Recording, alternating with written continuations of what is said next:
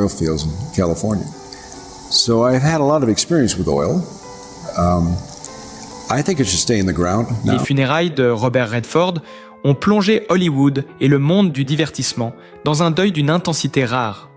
Dès l'aube, devant les portes de l'église où se déroulait la cérémonie d'adieu, des foules silencieuses se sont rassemblées. Journalistes, amis, admirateurs de longue date, tous le visage fermé, les yeux embués de larmes. L'atmosphère était lourde, presque irréelle, comme si toute la ville retenait son souffle. Robert Redford, légende vivante du cinéma, icône intemporelle de l'âge d'or d'Hollywood, n'est plus. Son départ laisse derrière lui une carrière fulgurante, une œuvre monumentale et surtout un vide béant dans le cœur de millions de spectateurs à travers le monde. Pendant plus de 6 décennies, Robert Redford a incarné l'élégance masculine, le charme discret et l'intégrité absolue. Il était le visage de films devenus cultes, de Butch Cassidy and the Sundance Kid à The Sting et Out of Africa. Acteur magnétique, réalisateur oscarisé, producteur et militant passionné pour l'environnement et le cinéma indépendant, il avait su concilier célébrité et engagement. Mais derrière cette image de star solaire, un drame silencieux se jouait. Sa femme, dans un témoignage bouleversant, a révélé ce que personne n'avait osé imaginer. Robert Redford se battait depuis longtemps contre une maladie implacable, une épreuve qui a rongé peu à peu son corps et son esprit jusqu'à le priver de ses dernières forces. À l'intérieur de l'église, le silence n'était rompu que par les sanglots étouffés des proches et des collègues de l'acteur. Les visages familiers de Hollywood étaient là, certains méconnaissables, tant la douleur les avait marqués. Les yeux de sa femme brillaient de larmes tandis qu'elle serrait les mains de leurs enfants, soutenus par les amis les plus intimes du couple. Chaque mot prononcé, chaque hommage rendu, semblait faire vibrer l'air, comme si tout le monde partageait le même chagrin écrasant. Ce n'était pas seulement un adieu à un homme, mais à une époque, à une certaine idée du cinéma et de la grandeur hollywoodienne. La révélation de sa femme a résonné comme un coup de tonnerre dans un ciel déjà assombri par la douleur. D'une voix brisée, elle a raconté les derniers mois de vie de Robert Redford. Des mois marqués par un combat acharné contre une maladie qu'ils avaient choisi de garder secrète pour préserver son intimité et son image. Chaque mot prononcé semblait déchirer l'assemblée. On apprenait que le légendaire acteur avait souffert en silence, refusant la pitié, continuant à se battre jusqu'à ce que son corps ne puisse plus suivre. La maladie, implacable, avait peu à peu grignoté ses forces, laissant un homme amaigri mais toujours digne, qui puisait dans ses dernières réserves pour sourire à ses proches, pour continuer à incarner le pilier de la famille. Les semaines précédant sa disparition furent les plus éprouvantes. Robert Redford multipliait les séjours à l'hôpital, parfois pour des traitements lourds, parfois simplement pour apaiser les douleurs devenues insupportables. Sa maison s'était transformée en un sanctuaire silencieux où la famille se relayait jour et nuit à son chevet. Sa femme, toujours à ses côtés, lui tenait la main, lui murmurait des mots d'encouragement, cachant ses larmes pour ne pas l'accabler davantage. Les enfants et petits-enfants venaient souvent, apportant un peu de lumière dans cette chambre, devenue le centre de leur univers. Ces moments, empreints d'une intensité bouleversante, resteront gravés dans la mémoire de tous ceux qui les ont vécus. Malgré la douleur, Robert Redford gardait cette lueur de détermination dans le regard. Plusieurs témoins racontent qu'il plaisantait encore avec les médecins, qu'il remerciait les infirmières avec un sourire reconnaissant, comme s'il refusait de céder à la tragédie. Mais lorsque les nuits devenaient trop longues, lorsqu'il croyait que personne ne le voyait, les larmes coulaient en silence, trahissant l'immensité de son combat intérieur. Cette image d'un homme autrefois invincible, désormais fragile mais toujours courageux, entra longtemps ceux qui l'ont connu. Le jour des funérailles, la douleur collective a atteint son paroxysme. Les invités se sont avancés un à un dans l'église, déposant des gerbes de fleurs blanches au pied du cercueil. Le silence était si profond que l'on entendait le craquement du bois sous les pas. Des visages familiers de Hollywood se sont assis au premier rang. Réalisateurs, acteurs, producteurs, tous venus rendre hommage à celui qui avait inspiré des générations entières.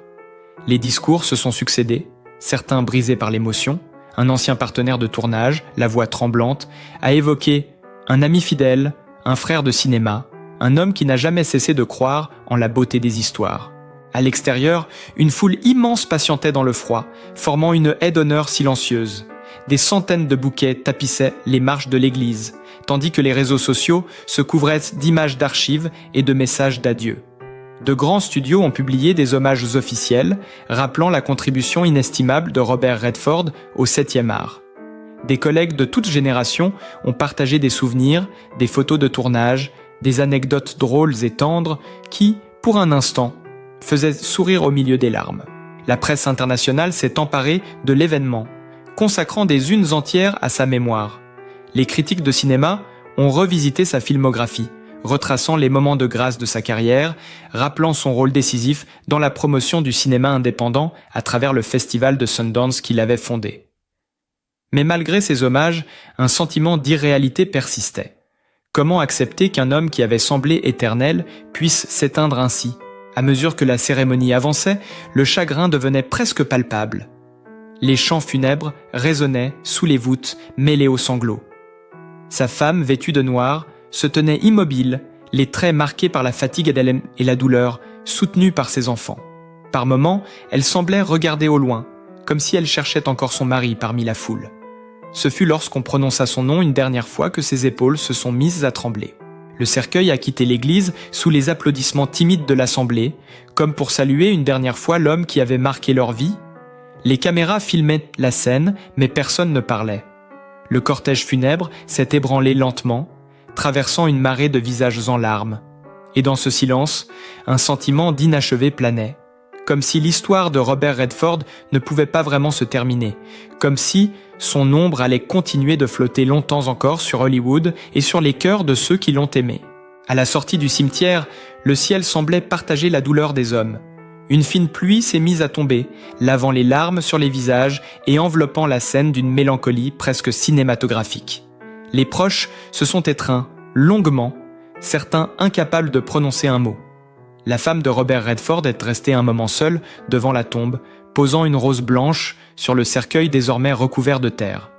Elle a murmuré quelques mots à voix basse, un adieu intime, avant de tourner les talons, soutenue par ses enfants.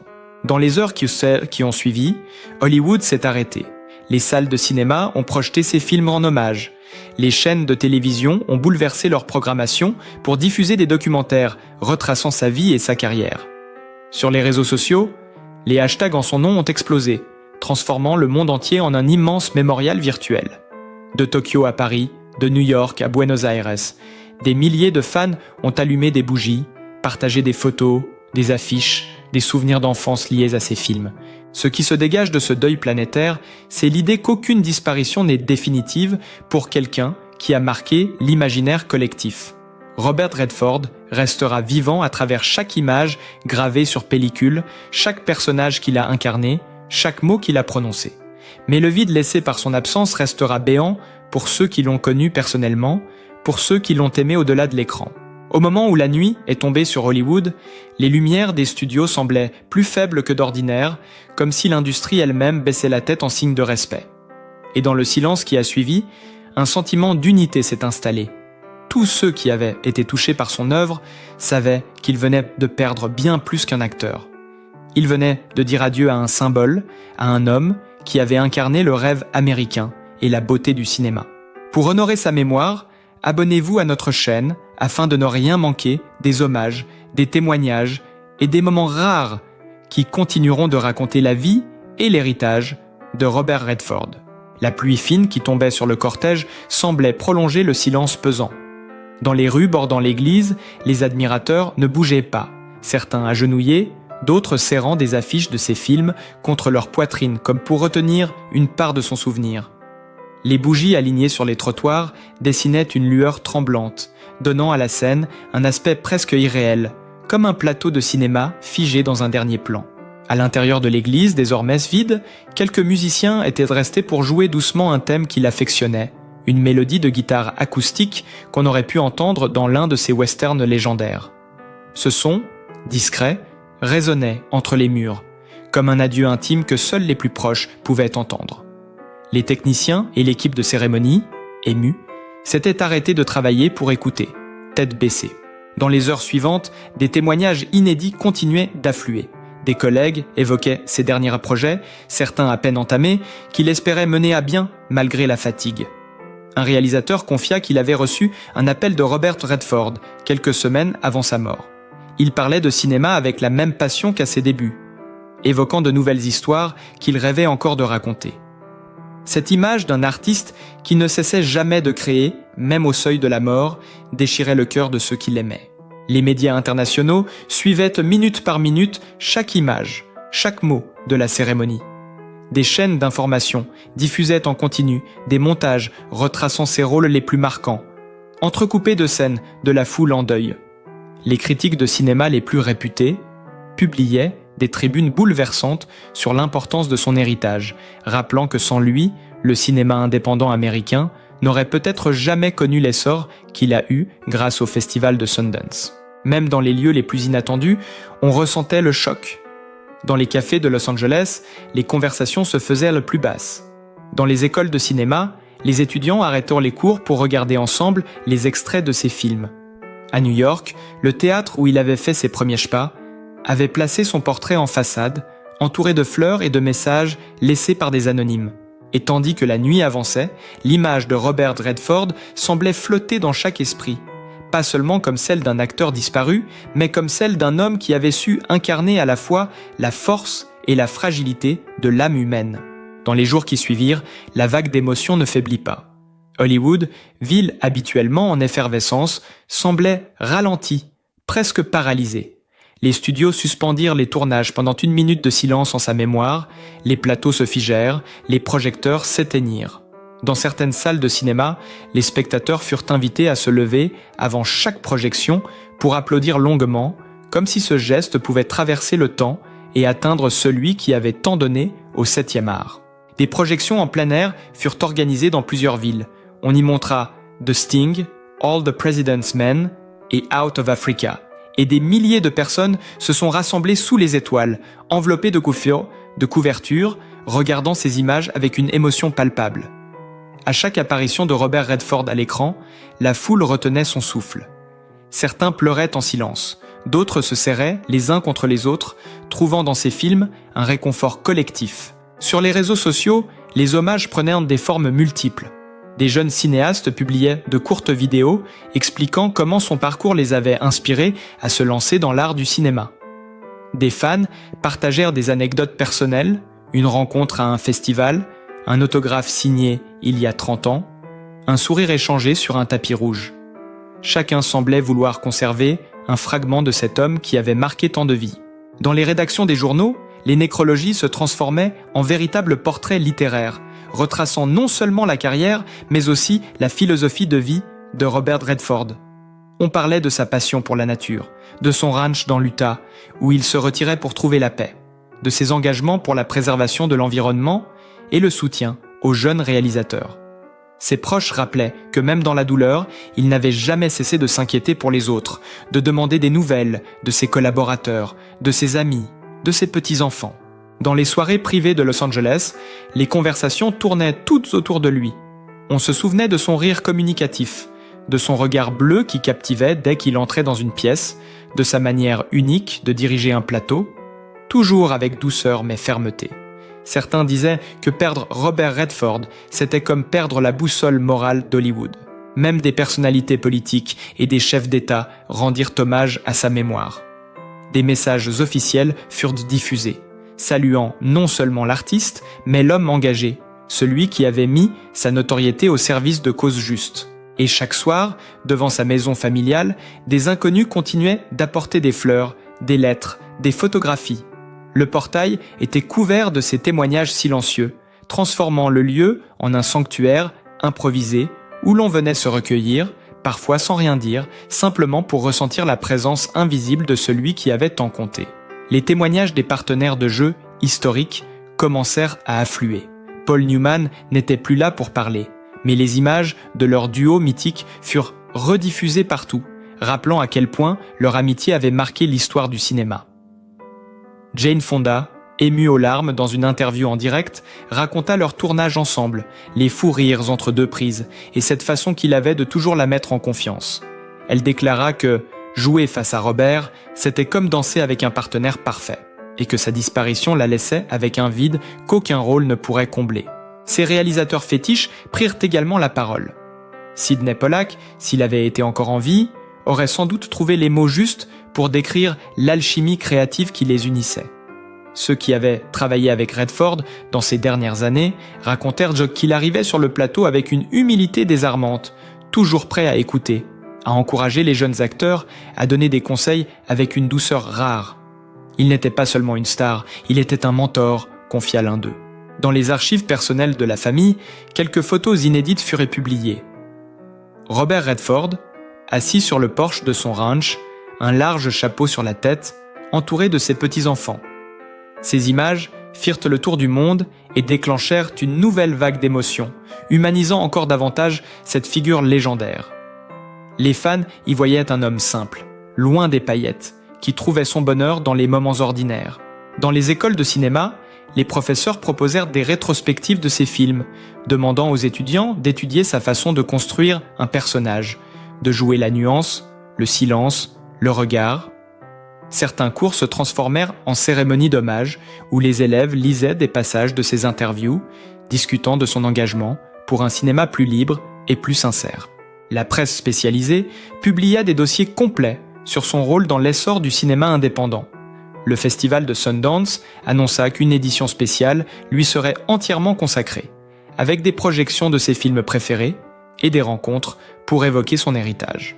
L'annonce provoqua une ruée immédiate. Des milliers de personnes réservèrent leur place, décidées à honorer sa mémoire en partageant ce qu'il aimait le plus, le cinéma. Dans les jours suivants, les hommages se multiplièrent sous des formes de plus en plus symboliques. Un grand écran fut installé sur la place principale de Salt Lake City, près de son ranch, où chaque soir, un film différent était projeté. Les habitants se rassemblaient, emmitouflés dans des manteaux, assis sur des couvertures, dans un silence quasi religieux. À chaque fin de projection, les applaudissements résonnaient dans la nuit, comme un salut adressé à l'homme qui avait fait naître cet événement mondial. Peu à peu, une sensation étrange s'installait. Celle que Robert Redford continuait d'être présent, non pas physiquement, mais dans chaque geste de ceux qui l'honoraient. Les conversations prenaient des allures de confession, chacun racontant le moment où il avait découvert un de ses films, ce que cela avait changé dans sa vie. C'était comme si sa disparition avait révélé l'étendue de son influence, bien au-delà de Hollywood, bien au-delà du cinéma. Dans les jours qui suivirent les funérailles, la douleur ne fit que s'intensifier. Les médias consacrèrent des semaines entières à revenir sur sa carrière, produisant des documentaires inédits qui mêlaient images, d'archives, interviews anciennes et témoignages récents de proches. Les téléspectateurs avaient l'impression de redécouvrir l'homme derrière la légende. Un père attentif, un ami fidèle, un artiste habité par une quête permanente de sens. Sa famille, bien que brisée par le chagrin, commença à partager quelques souvenirs intimes.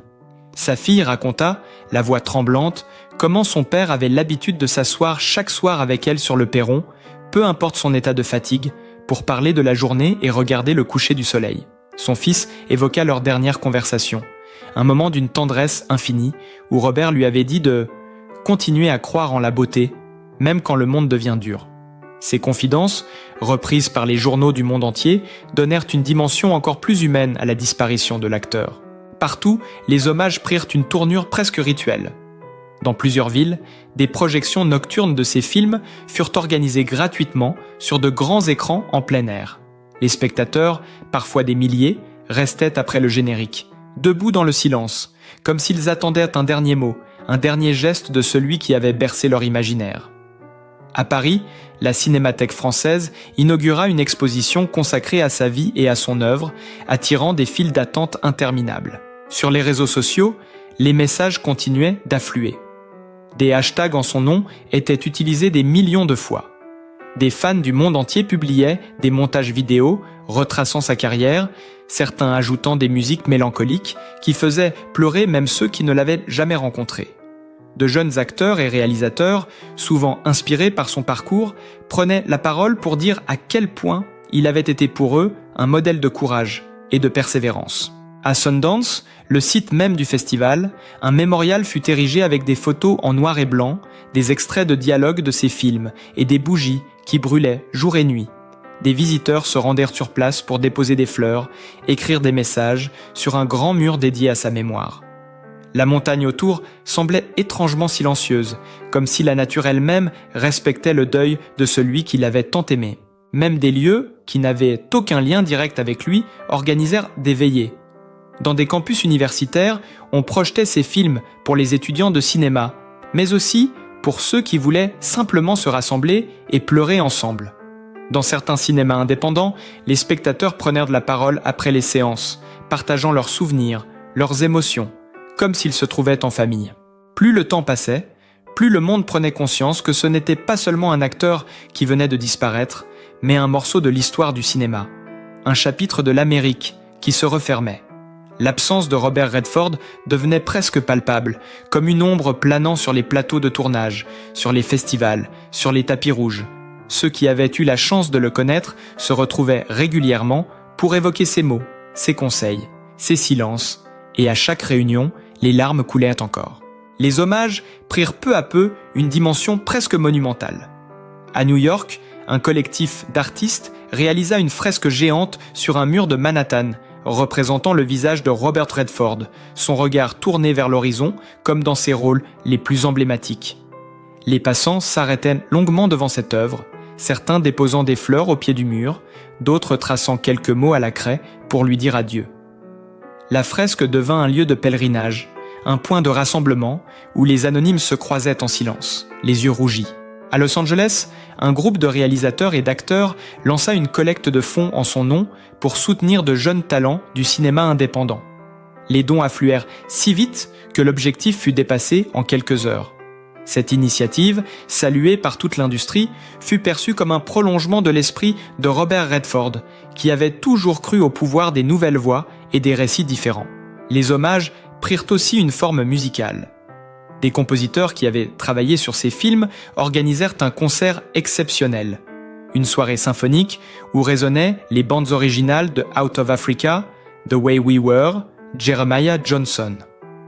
Dans la salle, le public écoutait dans une pénombre religieuse, certains se tenant la main, d'autres sanglotant, doucement. À la fin du concert, un projecteur illumina une photographie géante de l'acteur en noir et blanc. La salle se leva, offrant une ovation interminable qui fit vibrer les murs.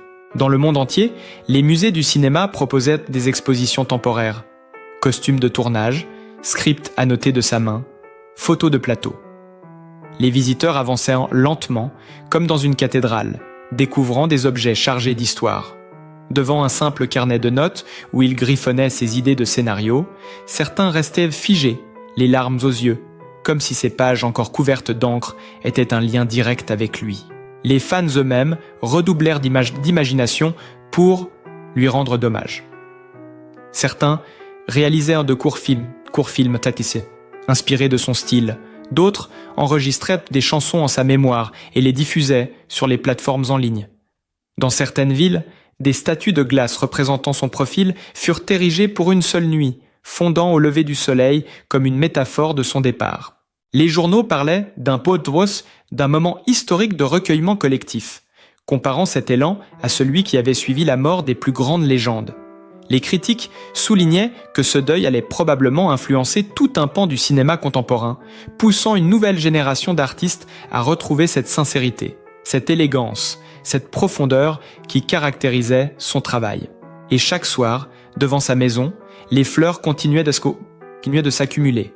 La famille, malgré la douleur, venait parfois discrètement à la tombée du jour, lisait les lettres laissées par des inconnus et restait quelques minutes à contempler ce jardin improvisé de souvenirs.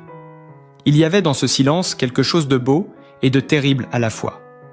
La certitude que Robert Redford n'appartenait plus seulement à sa famille ou à ses amis, mais à l'histoire collective de ceux qui croyaient encore en la puissance des histoires bien racontées. Et puis vint ce moment où le monde entier sembla s'arrêter pour rendre un dernier hommage. Lors de la cérémonie annuelle des Oscars, la salle entière se leva lorsqu'apparut, à l'écran, le visage de Robert Redford, souriant dans une scène de The Sting. Les applaudissements durèrent de longues minutes, certains artistes n'arrivant pas à retenir leurs larmes. C'était comme si Hollywood tout entier lui disait merci une dernière fois. Les critiques écrivirent que son départ avait marqué la fin d'une ère, que plus qu'un acteur, c'était une certaine idée du cinéma qui venait de disparaître avec lui. Celle d'un art à la fois populaire et exigeant, d'une élégance discrète et d'une intégrité rare. Pourtant, dans ce chagrin collectif naissait aussi une promesse, celle de continuer à faire vivre son héritage. Des jeunes réalisateurs affirmaient vouloir reprendre son flambeau, perpétuer cette vision d'un cinéma sincère et humain qu'il avait défendu toute sa vie. Ainsi, bien que son absence soit douloureuse, Robert Redford reste présent dans chaque image, chaque souvenir, chaque spectateur qui, un jour, tombera amoureux du cinéma en regardant l'un de ses films. Son nom est désormais gravé dans la mémoire collective, et son ombre bienveillante semble encore veiller sur l'industrie qu'il a tant aimée. Pour continuer à honorer sa mémoire et revivre les plus beaux moments de sa carrière, abonnez-vous à notre chaîne. De nouvelles vidéos, des témoignages inédits et des rétrospectives exclusives vous permettront de prolonger cet hommage et de ne jamais laisser s'éteindre la lumière de Robert Redford.